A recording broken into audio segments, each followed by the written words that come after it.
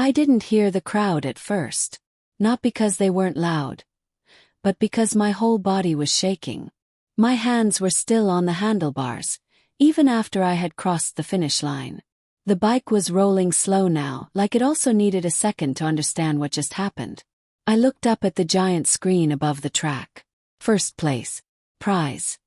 $10 million. $10 million. I had dreamed of this number so many nights that it almost felt fake. Like my brain had copied it from a movie. But it was real. My name was right there in bright letters. And the announcer kept saying it again and again. Then my phone started buzzing in my suit pocket. Call. Then another. Then 10 more. And there, right in the middle of the screen, my live interview began. A camera rushed toward me as I removed my helmet. My hair stuck to my face. My eyes looked wide and scared, but also free. The reporter asked, "How does it feel to prove everyone wrong?" I tried to smile, but my throat tightened. Because in that moment, it wasn't the critics or the strangers I thought of. It was my family. I could still hear my mother's voice from years ago, cold and tired. "Stop this nonsense.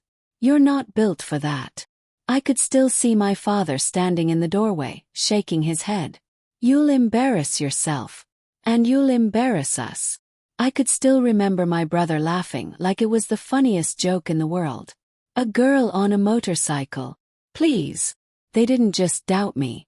They dismissed me. They made me feel small in my own house. And yet, here I was, standing under bright lights with a trophy heavier than anything they ever gave me. The reporter leaned closer. "Who are you thinking about right now?" I looked into the camera and I didn't say their names. But I felt them.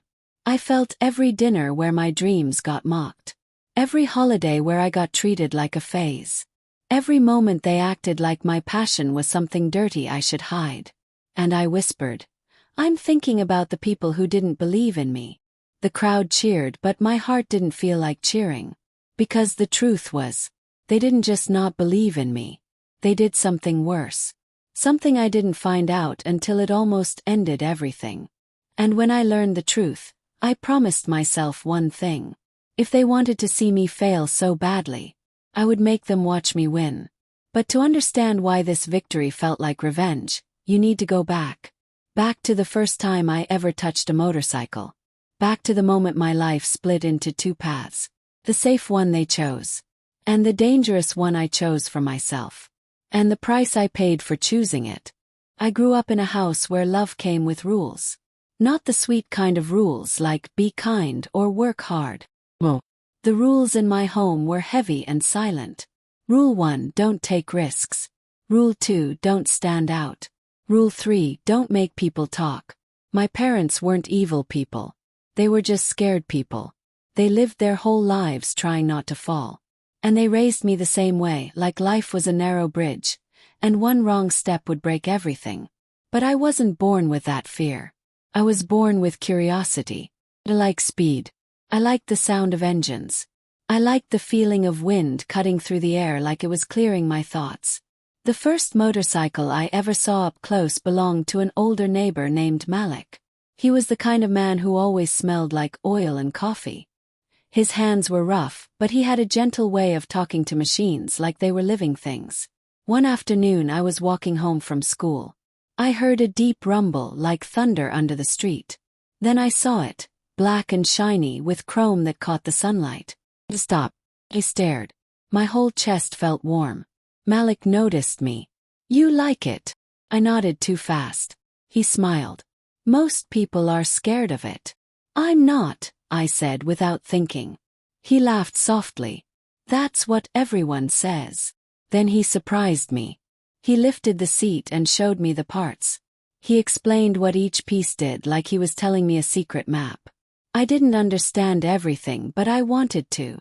I wanted to learn until it all made sense. After that day, I started finding excuses to pass his garage. Ask questions. I watched him fix things. Sometimes he let me hold a tool like I was part of the process. That was the first time I felt something dangerous and beautiful. Felt capable. But at home, the moment I mentioned motorcycles, the air changed. My mother's face tightened like she had tasted something bitter. My father didn't even look up from the TV.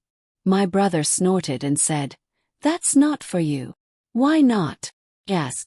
My mother answered like it was obvious. "Because you're a girl." That sentence landed inside me like a rock. Because it wasn't just about motorcycles. It was about what they believed I deserved. They wanted me quiet, normal. But I couldn't forget the sound of that engine. I couldn't forget how alive I felt standing near it. So I started saving money in secret. Small bills. Anything. I took extra shifts at a small shop after school. I skipped little pleasures like snacks and new clothes. I told myself one day I'll buy my own bike. One day I'll ride. And when I finally did, when I brought home my first used motorcycle, old, scratched and beautiful to me, my family didn't celebrate. They didn't smile. They stared at it like it was a mistake parked in our driveway.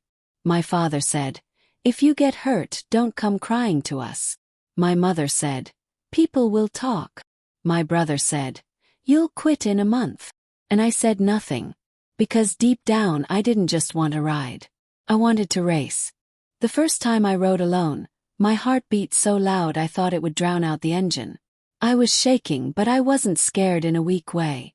It was the kind of fear that means something matters. I rolled the bike forward, slow and careful, then faster, then faster. The street blurred a little, and I felt the wind press against my chest like a hand pushing me toward my future. For the first time in my life, I felt like I wasn't trapped in anyone else's expectations. I was just me. But freedom always comes with a cost. That night, my mother didn't talk to me at dinner. She moved plates around like I wasn't there. My father finally said, "So what is this?" "Some phase." "It's not a phase," I said. "I want to race." My brother laughed so hard he almost choked on his food. "Race," he repeated. "With who?" "Men who've been doing it since childhood. You'll get left behind in 5 seconds." My father's voice sharpened. "You are not doing that." End of conversation.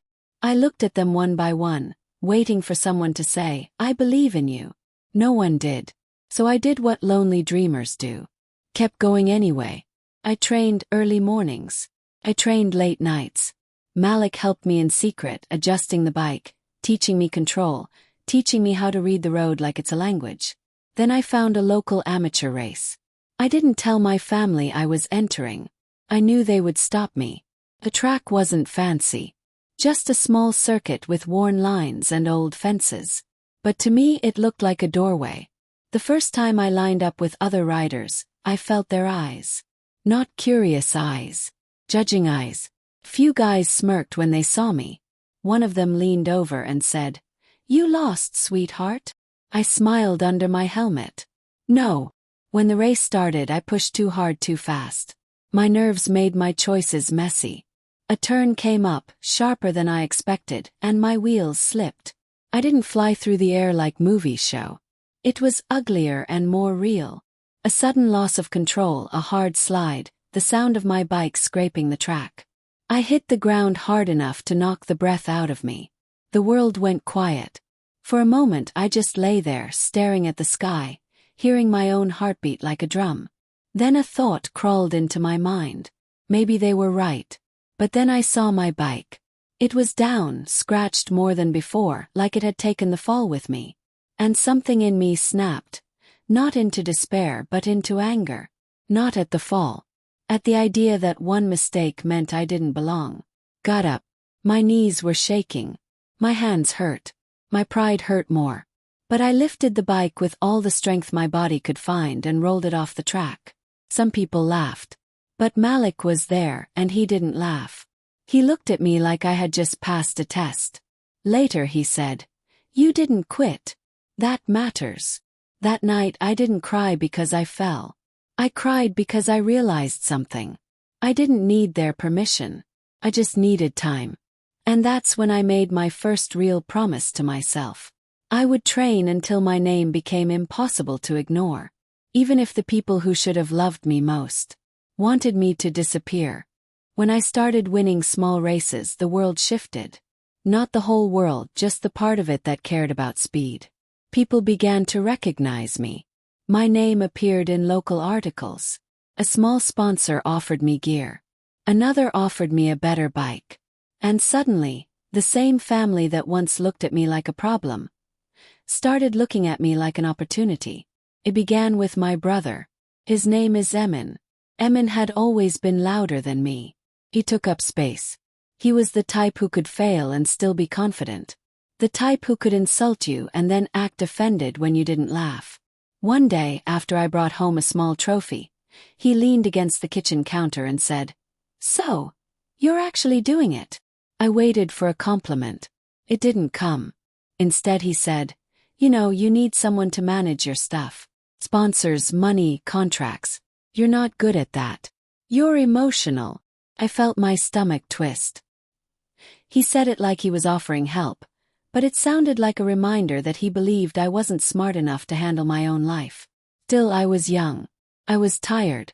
I was trying to train and work and survive. So when he offered to help, I let him. First it seemed fine. He answered emails. He negotiated small deals. He even showed up to races, acting proud in front of people. My mother began telling relatives, "Yes, our daughter races." But she said it like it was a strange hobby, not a mission that was eating my whole soul. Then the bigger opportunity came. A national racing circuit announced a special championship series. The final prize was massive. Sponsorships, fame, and a grand prize that made my hands shake when I read it. $10 million. It sounded unreal, like lottery money, but it was real. And I qualified for the early stages. That's when Emin became different, more controlling. He started insisting that all payments should go through him. "It's safer," he said. "Less chance you mess it up." He told me not to talk too much to sponsors. "You'll say the wrong thing." He began picking my schedule, even my training times. And the worst part, my parents supported him. My father said, "Let your brother handle it. He's practical." My mother said, "He's a man. People will respect him." I felt like I was watching my dreams slowly get taken out of my hands. But I was focused on the races. I told myself, ignore it. Win first. Deal with everything later. Then, 1 week before the biggest qualifier of my life, I noticed something strange. My bike felt off. The throttle response wasn't clean. The handling felt heavier. First I blamed stress. I blamed my own nerves. But Malik looked at it and frowned. "This isn't you," he said quietly. "Something's wrong." We inspected the bike. We didn't find anything obvious. Until Malik opened a small panel and found something that made his face harden. Part had been replaced. Not broken. Not old. Replaced. With something cheaper. Something unsafe for high speed. My stomach dropped. Who would do that? Malik didn't answer right away. He just looked at me like he wanted me to be ready for the truth. Only a few people had access to my bike. Me. Malik. My brother. That night I confronted Emin. He didn't even pretend at first. He shrugged and said, "Relax. It's fine." "It's not fine," I said, my voice shaking. That part could make me lose control. Emin sighed like I was annoying him. "You're being dramatic. Besides, maybe you shouldn't be racing that big series anyway." I stared at him. "What did you just say?" He leaned closer and his smile turned cold. "You're getting attention," he whispered. "And it's embarrassing. People think you're better than us." My chest tightened. "So you tried to sabotage me?" Emin didn't say yes. He didn't have to. Because his eyes said it for him. And in that moment, I realized something that hurt more than any fall. My biggest enemy wasn't a rival on the track. It was my own blood. I didn't sleep that night. I sat on my bed, staring at the ceiling, feeling like my childhood was replaying in my head, but darker. All those jokes. All those insults.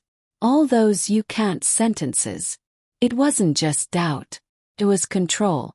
They didn't want me to win because my win would prove something they didn't want to face. that I was capable without them, that their rules were never about love. They were about fear. And my brother, my own brother, had taken that fear and turned it into a weapon. In the morning my mother acted normal. She asked if I wanted tea. My father read the news like nothing had happened. Emin whistled as he walked around the house. I wanted to scream, but I didn't, because I understood something important. If I exploded, they'd call me emotional. If I cried, they'd call me weak. If I argued, they'd call me ungrateful. So I did something they didn't expect. Got calm. I walked into Malik's garage and said, "I need your help. And I need you to trust me." Malik nodded. "Tell me." "We fix the bike," I said. "But we don't tell them we know." His eyes narrowed. "You want proof." I swallowed. "I need proof." Malik installed a small camera inside the garage. Nothing fancy. Just enough. Then we replaced the unsafe part with a proper one. We checked everything twice. Then 3 times. I trained harder than ever, but my mind was heavier now. Because training wasn't the only battle anymore. I was fighting betrayal. And betrayal changes you. Doesn't just make you angry. Makes you careful. It makes you notice everything. Every tone, every glance, every smile that feels too smooth. The days leading up to the qualifier were tense. Emin kept offering rides. "Let me drive you," he said. "You need rest." Rest. Like I was the problem. He kept asking where Malik was. "That old man filling your head again." My parents began dropping comments too. My mother said, "Don't push too far. A girl can only do so much." My father said, "If you fail, don't blame us." And I smiled and nodded like I agreed.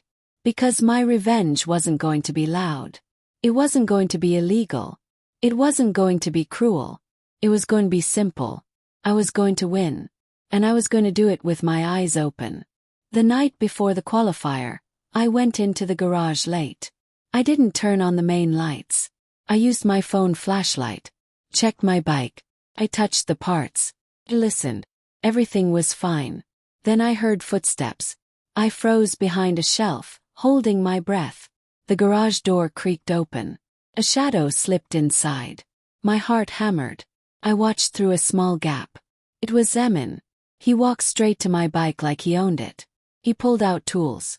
And then, with calm hands, he started messing with the bike again. My stomach turned cold. Malik's camera caught it all. Emin leaned in, whispering to himself like he was proud of what he was doing.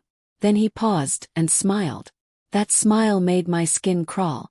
Because it wasn't just sabotage. It was enjoyment. When he finally left, I stepped out slowly, shaking. And I whispered into the darkness. "Okay. Now you'll get what you wanted." I wasn't talking about him winning. I was talking about him being exposed. And as I fixed my bike again, I promised myself. If my family wanted to watch me fall, then I would let them watch. But not the fall they expected. The qualifier day arrived like a storm. The sky was clear, but my chest felt heavy. At the track, everything moved fast. Officials, riders, mechanics, cameras. The sound of engines filled the air like a warning. Emin came too, of course. He wore sunglasses and a confident smile, as if he was the reason I belonged there. My mother hugged me quickly and whispered, "Don't embarrass us." My father didn't hug me. He just said, "Be careful. Or quit while you're ahead." I nodded, then walked away. Because I had learned something. Some people don't love you the way you need. They love you the way they understand. And sometimes, that isn't enough. I stepped into my suit. Put on my gloves. I lowered my helmet. And in that quiet moment before the start, I said to myself, "This is my life. Not theirs." The lights counted down. My mind went strangely calm. When the race began, I didn't rush. I didn't try to prove anything in the first 10 seconds. I rode smart. I rode clean. One by one, I passed riders who underestimated me. I could almost feel their shock as I moved past them like they were standing still. Halfway through, I saw Emin near the fence, watching. He wasn't cheering. He was studying me like he was hoping something would go wrong. That look fueled me more than any compliment ever could. Near the final lap, I was in second place. First place was held by a rider known for aggression, sharp turns, risky passes, a style that often scared people into making mistakes. But I wasn't going to be scared. I waited for my moment. The last turn approached, the same kind of turn that had taken me down years ago. My heart raced, but my hands stayed steady. I leaned in, smooth and controlled, and when I saw the smallest opening, I moved. Not violently, not dangerously, just confidently. I took the inside line. My bike held steady, and when I came out of that turn, I was in first place. The finish line rushed toward me like a bright door. Crossed it. The crowd erupted. And for a second I forgot about my family. I forgot about Emin. I forgot about betrayal. I just felt the truth. I had earned this. But as I slowed down, an official approached Malik with a clipboard. I watched Malik's face change. He looked at me. Then he said quietly, "They want to inspect your bike." My stomach tightened. Bike inspection was normal. Unless someone had complained. Unless someone had suggested foul play. I turned, and I saw Emin talking to an official, gesturing toward my bike with a serious expression. He was trying to get me disqualified. He was trying to steal my win without even racing. The official spoke to me. "There's a concern about your bike's compliance." I nodded calmly. "Inspect it, please." Emin's smile returned. But he didn't see the flash drive in Malik's pocket. He didn't know we had everything. When they inspected the bike, they found the damage Emin had tried to cause, because he hadn't even done it right. The officials were confused. Emin stepped closer. "See, I told you something was wrong." The head inspector looked at him. "Wrong, as in tampered with." Emin froze. And Malik said, loud enough for everyone nearby to hear, "I have footage of who did it." Silence fell like a curtain. Emin's face turned stiff. "What?" Malik held up the flash drive. "Security video. From my garage." Emin looked at me like he had never seen me before. Like I wasn't his sister anymore. Like I was a threat.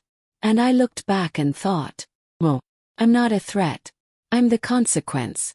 The officials didn't handle it like a dramatic movie. They handled it like real life.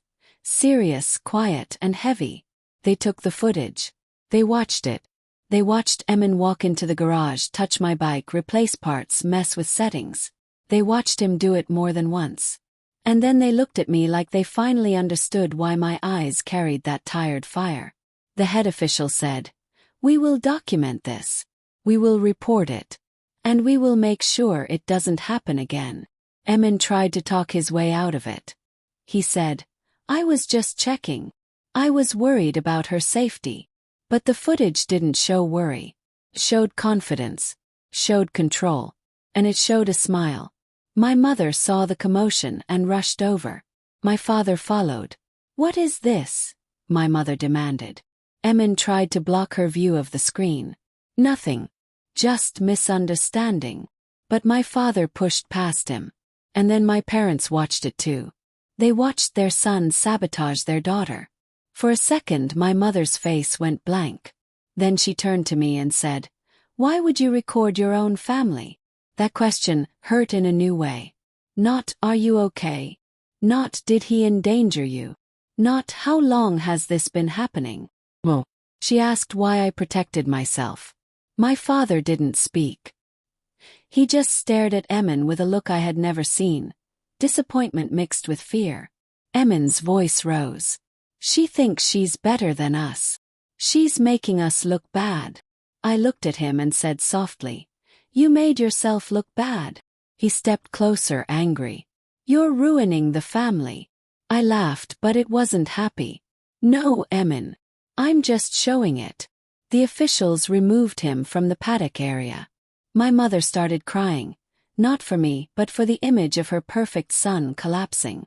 My father finally asked, "Did you do this because you hate her?" Emin didn't answer. But his silence was the answer. That night, I sat alone in my hotel room. The qualifier win meant I advanced to the national championship. The final prize, $10 million, was now within reach. But instead of joy, I felt a strange emptiness. Because I realized something painful. Some people don't just doubt you. They need you to fail so they can feel safe. And when you start winning, they panic. My phone buzzed. A message from my mother. Come home. We need to talk. I stared at the screen. And I typed back, no. I need to focus. She replied, you're choosing racing over family. Closed my eyes. I wanted to type a long explanation. I wanted to beg for understanding. I wanted to remind her that I was her daughter. But I didn't. Because for the first time I understood the real choice. It wasn't racing versus family. It was my life versus their control. So I turned off my phone. And I opened my training plan. The final series was coming. The cameras would be bigger. The competitors stronger. The pressure louder. And the people who once laughed at me would soon be watching the whole world call my name. The national championship felt like stepping into another universe. Bigger tracks, faster riders, bright lights, sponsors everywhere. And for the first time, I wasn't the girl who races. I was just a racer. Still, I carried the weight of everything behind me. My family's doubt, Emin's betrayal, my mother's cold words, my father's silence. But that weight didn't break me. Sharpened me. Before the final race, I stood alone behind the pit wall. I held my helmet in my hands and looked at my reflection in the visor. I didn't see a victim. I saw a woman who survived being underestimated. I saw a woman who got back up every time life tried to shame her into quitting. I whispered, "This is for me." The final race began like a roar. The first laps were intense. Riders fighting for position, small mistakes costing everything. My heart pounded, but my mind stayed clear. I didn't chase danger. Chased precision. I rode like Malik taught me. Patient, smart, fearless in the right moments. Halfway through, I was in third place. Then second. Then, with only a few laps left, the leader made a small mistake. Just a little wide on a turn. That's all it took. I moved in. Not reckless. Not mean. Just ready. When I took the lead, I felt something inside me release, like a knot finally untied. The final lap was the longest minute of my life. My body wanted to tense up. My thoughts tried to run wild. But I stayed steady. I crossed the finish line. And the world exploded. The announcer screamed my name. Cameras rushed toward me. Confetti fell like bright snow. And then it happened. They handed me the trophy. They announced the prize. $1 million. I should have felt only happiness. But what I felt was something deeper. Relief. Not because I had money. But because I had proof. Proof that I wasn't crazy for believing in myself. During the live interview, the reporter asked, "Is there anyone you want to thank?" Pause.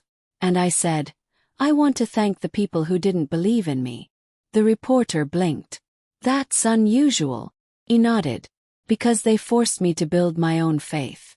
They forced me to become my own support system." That line went viral. People loved it. But my family, they didn't. After the race, my phone turned on again, and it was flooded with messages. From my mother, "Please come home. Let's fix this." From my father, "We should talk." From Emin, no message. Just silence. I didn't reply right away. Instead, I sat with Malik in the quiet corner of the track, away from the chaos. He looked at me and said, "You did it." He nodded. "I did." "And now?" he asked. I stared out at the empty track, the place where I proved my life belonged to me. And I said, "Now I choose peace. Because revenge isn't always screaming. Sometimes revenge is building a life they can't control, winning without their approval, and walking away without begging them to understand." I did speak to my parents eventually. Not to fight. To set boundaries. I told them I loved them, but I wouldn't return to being small for their comfort. I told them my dream wasn't a problem. Their fear was. And the lesson I learned, the moral I want you to remember, is this. The loudest betrayal isn't always from strangers. Sometimes it comes from the people closest to you. But even then, you don't have to become cruel. You don't have to ruin anyone. You just have to keep going. Because the best justice is a life you built with your own hands. A life so strong that when they finally look at you, they're left speechless. And you just ride forward.